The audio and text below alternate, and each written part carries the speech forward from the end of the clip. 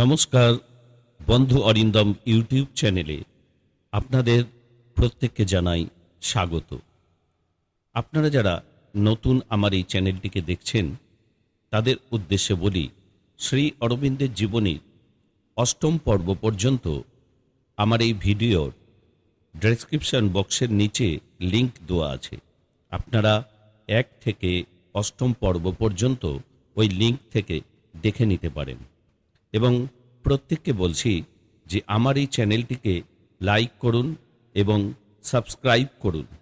আপনারা যেভাবে আমার এই চ্যানেলটিকে সমর্থন করছেন তার জন্য আপনাদের প্রত্যেককে জানাই অসংখ্য অসংখ্য ধন্যবাদ।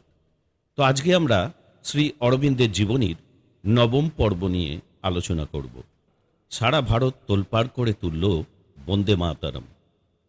দেশে কাগজ অনেক ছিল, কিন্তু এমন জীবন্ত কাগজ আর একটিও ছিল না। পরে আর হয়ওনি। নতুন সুর, নতুন ভাব আর নতুন ভাষা।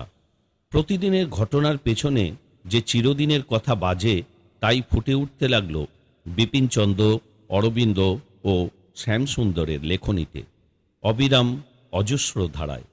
বন্দে মাতরম অরবিন্দের প্রতিভা আর মনীষার অপূর্ব সৃষ্টি। বন্দে মাতরম ভারতের অন্তরের ইতিহাস।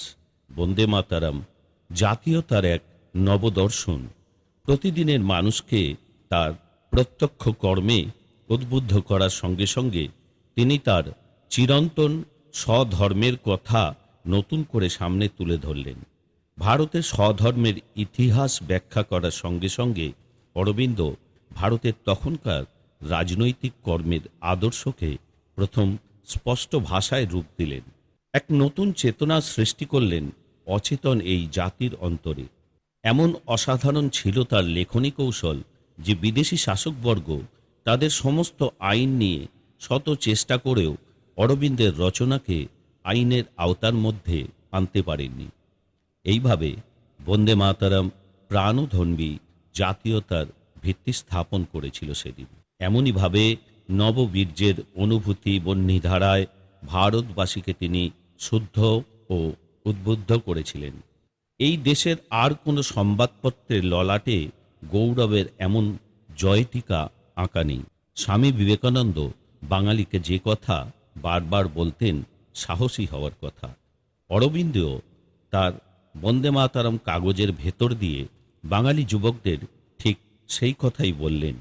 তিনি লিখলেন, courage is your principal asset, heroism feels and never reasons and therefore is always right. এই সাহস ভিন্ন দেশের উদ্ধার সম্ভব নয়। এই কথাটি তিনি স্পষ্টভাবে বলে গেলেন।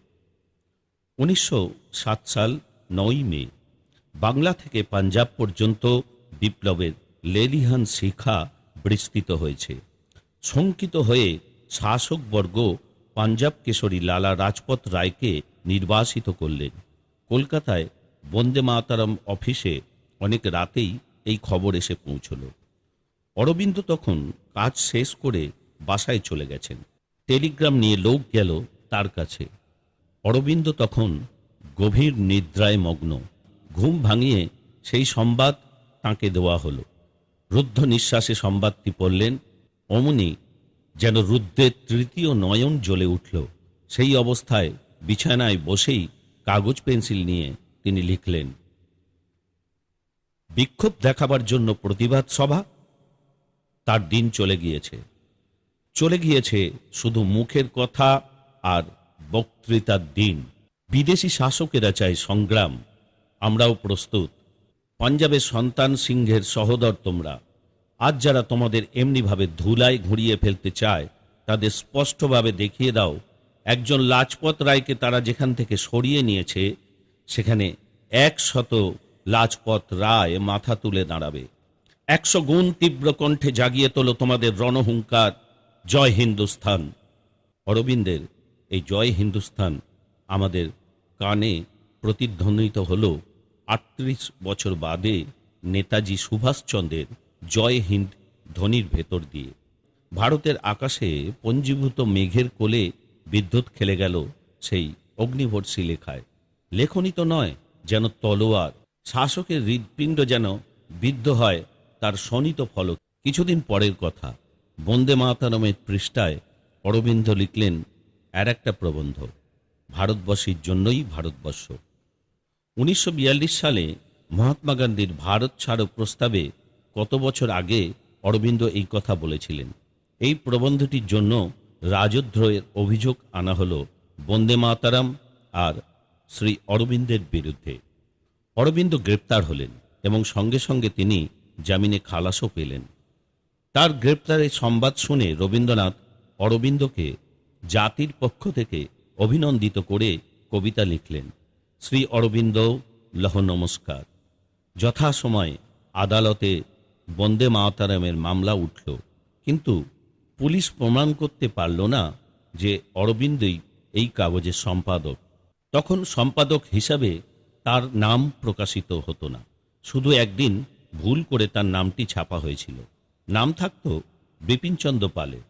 পুলিশ তাকে সাক্ষী মানল। বিপিনচন্দ্র এলেন আদালতে। সেখানে দাঁড়িয়ে হাকিমকে সম্বোধন করে তিনি বললেন, এই বিদেশি আদালতে সাক্ষী দিতে আমার অন্তর নিষেধ করে, অতএব আমি এই আদালতের আদেশকে স্বীকার করি না। বিচারক স্তম্ভিত হন এই কথা শুনে। অরবিন্দ গর্ববোধ করেন সতীর্থের এই নির্ভীকতায়। এই তো দেশাত্মবোধ। অরবিন্দ মুক্ত হলেন আর আদালত অবমাননার দায়ে বিপিনচন্দ্র দণ্ডিত হয়ে বক্সার জেলে গেলেন। 1907 সাল 7ই ডিসেম্বর বাংলার রাষ্ট্রীয় সম্মেলনের অধিবেশন হল মেদিনীপুরে। সহকর্মীদের নিয়ে অরবিন্দ এলেন এই অধিবেশনে যোগদান করতে। নরমপন্থীদের নিয়ে রাষ্ট্রগুরু সুরেন্দ্রনাথও এসেছেন। বাদ বিতর্ক হল দুই দলের নেতাদের মধ্যে। তারা বললেন আপোষের কথা, চরমপন্থীরা বললেন বিপ্লবের কথা। তারা বললেন রিফর্মের কথা, মানে শাসন সংস্কারের কথা। এরা বললেন পূর্ণ স্বাধীনতার কথা। দুই দল দুই মেরুতে, উভয়ের মধ্যে মিলন হবে কেমন করে? শেষ পর্যন্ত পূর্ণ স্বাধীনতার জয়ধ্বনি করে চরমপন্থীরা কলকাতায় ফিরে এলেন। অরবিন্দের বিরুদ্ধে যখন রাজদ্রোহের মামলা আনা হয়, তখন পাছে কলেজের কোনো ক্ষতি হয় সেজন্য তিনি অধ্যক্ষের পদে ইস্তফা দিলেন। কলেজের বিদায় অভিনন্দন সভায় ছাত্রদের উদ্দেশ্যে তিনি বললেন, হে আমার প্রিয় ছাত্র বন্ধুগণ, যে আদর্শ নিয়ে এই বিদ্যায়তন প্রতিষ্ঠিত হয়েছে, তোমরা সেই মহান আদর্শ কখনো ভুলো না। জীবিকা অর্জনের যোগ্য করে তোমাদের তৈরি করার জন্য এর সৃষ্টি হয়নি। সেই সব ছেলেদেরই এখানে তৈরি করা হচ্ছে যারা স্বদেশের জন্য দুঃখ কষ্ট ভোগ করবে, যারা একান্তভাবে দেশের কাজ করবে।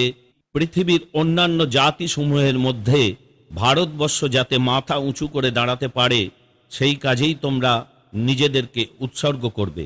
এই উপদেশ দিয়ে আজ তোমাদের কাছ থেকে আমি বিদায় নিলাম। 1907 সাল 30শে ডিসেম্বর জাতীয় মহাসভার অধিবেশন বসবে বোম্বাইয়ের সুরাট শহরে। বাংলার বুকের ওপর দিয়ে এই যে বিরাট আন্দোলন তরঙ্গের পর তরঙ্গ তুলে বয়ে চলেছে ভারতের অন্যান্য প্রদেশের ওপর, তা খড় বেগে আছাড় খাচ্ছে। এসব দেখেও কংগ্রেসের নরমপন্থী বা আবেদন নিবেদনপন্থী নেতাদের মনোভাব কোনোভাবেই পরিবর্তন হল না। তারা তখনও পর্যন্ত নবজাগরণের বিঘ্নসংকুল রাজপথের ওপর এসে দাঁড়াতে ইতস্ত করছিলেন। অরবিন্দ প্রমুখ বাংলার জাতীয়তাবাদী দলের নেতৃবৃন্দ তাই ঠিক করলেন সুরাট কংগ্রেসে তারা তাদের শক্তি পরীক্ষা করবেন। কংগ্রেস অধিবেশনের পাশেই জাতীয়তাবাদী দলেরও একটি পৃথক সম্মেলনের আয়োজন হল। সভাপতি নির্বাচিত হলেন অরবিন্দ ঘোষ। তিলক প্রমুখ নেতারা সুরাটে এসে উপস্থিত হলেন। মডারেট বা নবপন্থীদের প্রভাব থেকে কংগ্রেসকে মুক্ত করতে হবে, এই স্থির হল জাতীয় দলের সম্মেলনে। প্রয়োজন হলে কংগ্রেসকে ভেঙে আবার নতুন করে গড়তে হবে। এজন্য জাতীয় দলের নেতারা মহারাষ্ট্র কেশরী বাল গঙ্গাধর তিলককে কংগ্রেসের সুরাট অধিবেশনের সভাপতি নির্বাচিত করলেন। ওদিকে নরমপন্থীদের পক্ষ থেকে সুরেন্দ্রনাথ স্যার রাসবিহারী ঘোষের নাম প্রস্তাব করলেন সভাপতি হিসাবে। এই নিয়ে দুই দলের শুরু হয় কথা কাটাকাটি। জাতীয় দল বললেন এবার সভাপতি তিলক মহারাজ। নরমপন্থীরা সে কথা মানতে চাইলেন না। মুখের তর্ক হাতে নেবে এলো। চারিদিকে মারমার রব উঠল। জুতো, লাঠি, চেয়ার পর্যন্ত ছোঁড়াছুড়ি হলো। একেবারে দক্ষযজ্ঞ কাণ্ড। কংগ্রেসের অধিবেশন পণ্ড হলো। সবাই যখন এইরকম ব্যাপার চলছিল, তখন দেখা গেল একটিমাত্র মানুষ সেই অস্থির ও অধৈর্য জনতার মধ্যে বসে আছেন প্রশান্তভাবে। চারিদিকে এত গোলমাল, তাঁকে কিন্তু বিচলিত হতে দেখা গেল না। সেই নিদারুণ আত্মঘাতী বিশৃঙ্খলার মধ্যে তিনি আত্মরক্ষার চেষ্টা পর্যন্ত করলেন না। সেই বিপর্যয়ের মধ্যে তিনি যেন স্থির দৃষ্টিতে ভারত মাতার ললাট লিখন পাঠ করছিলেন। আপনারা নিশ্চয়ই বুঝছেন যে কে তিনি। তিনি শ্রী অরবিন্দ ঘোষ। সুরাটের কংগ্রেস অধিবেশন ভেঙে দেওয়ার সকল দায়িত্ব ছিল তাঁরই। এই প্রসঙ্গে তিনি নিজেই বলেছেন, জবানিকার অন্তরালে যেসব ঘটনা ঘটেছিল এবং যেসব ঘটনা সুনিশ্চিত ছিল ইতিহাসে, তা কচিত লেখা থাকে। ইতিহাস শুধু পর্দার সামনের ঘটনাকেই আমাদের সামনে উদ্ভাসিত করে তোলে। লোকমান্য তিলকের সঙ্গে কোনো পরামর্শ না করেই আমি যেসব পরামর্শ দিয়েছিলাম, তারই ফল কংগ্রেস ভেঙে যায়। সুরাট থেকে অরবিন্দ সরাসরি কলকাতায় ফিরলেন না। এই অঞ্চলে কয়েকটি স্থানে তার বক্তৃতা দেওয়ার কথা ছিল। জাতীয়তাবাদী দলের নেতা হিসাবে তার নাম তখন সকলের মুখে মুখে। তিনি কি বললেন তাই শোনার জন্য সারা ভারতের লোক উৎকণ্ঠ হয়ে থাকত। সুরাট থেকে প্রথমে তিনি এলেন বরোদায়, পরে বোম্বাই, পুনা, নাসিক, অমরাবতীতে গেলেন তিনি। প্রত্যেক স্থানেই জনসাধারণ জানালো সাদর অভ্যর্থনা, আর তিনি প্রত্যেক স্থানে শোনালেন ওজস্বিনী ভাষায় তার অন্তর্স্পর্শী অমৃতবাণী। 1908 সাল 19 জানুয়ারি, মহাজন ওয়াদি হল, বোম্বাই। এখানকার ন্যাশনাল ইউনিয়নের উদ্যোগে অনুষ্ঠিত এক জনসভায় শ্রী অরবিন্দ বক্তৃতা করছেন। বক্তৃতার বিষয় বর্তমান অবস্থায় আমাদের কর্তব্য। মঞ্চের ওপর দাঁড়িয়ে ধীর স্থিরভাবে তিনি শ্রোতাদের উদ্দেশ্যে বলতে লাগলেন, আপনারা নিজেদের ন্যাশনালিস্ট বলে থাকেন। জাতীয়তাবাদ শব্দের অর্থ কি? এ তো একটা রাজনৈতিক প্রোগ্রাম মাত্র। এ হলো একটা ধর্ম যা এসেছে স্বয়ং ঈশ্বরের কাছ থেকে। এ হলো একটা বিশ্বাস যার মধ্যে আপনাদের বাঁচতে হবে। বাংলার লোকের কাছে জাতীয়তা এসেছে একটি ধর্ম হিসাবেই, এবং তাদের কাছে ইহা একটি ধর্ম বলেই স্বীকৃত। জাতীয়তাকে ধ্বংস করা যায় না, এর মৃত্যু নেই। ভগবানের বিশ্বাস না থাকলে মনে প্রাণে জাতীয়তাবাদী হওয়া যায় না। 25 জানুয়ারি, অমরাবতী, এখানকার জাতীয় বিদ্যালয়ে তিনি বন্দে মাতরম সম্বন্ধে একটি মর্মস্পর্শী বক্তৃতা করলেন। বললেন, ইংরেজদের জাতীয় সঙ্গীতের মতো আমাদের বন্দে মাতরম কেবলমাত্র জাতীয় সঙ্গীত নয়, এ একটা সুপবিত্র মন্ত্র। ঋষি বঙ্কিমচন্দ্রের ধ্যানে এই মন্ত্রের প্রথম প্রকাশ। অনন্ত শক্তি নিহিত আছে এই মন্ত্রটির প্রত্যেকটি কথার মধ্যে। একদিন সমস্ত ভারত মুখরিত হয়ে উঠবে এই মন্ত্রের প্রতিধ্বনিতে। অরবিন্দের এই ভবিষ্যৎবাণী নিষ্ফল হয়নি। তিনি কলকাতায় ফিরলেন ফেব্রুয়ারি মাসে। ফিরেই কাজের মধ্যে ডুবে গেলেন। আজকের মতো নবম পর্ব এখানে শেষ করছি। আপনারা সবাই ভালো থাকুন, আনন্দে থাকুন।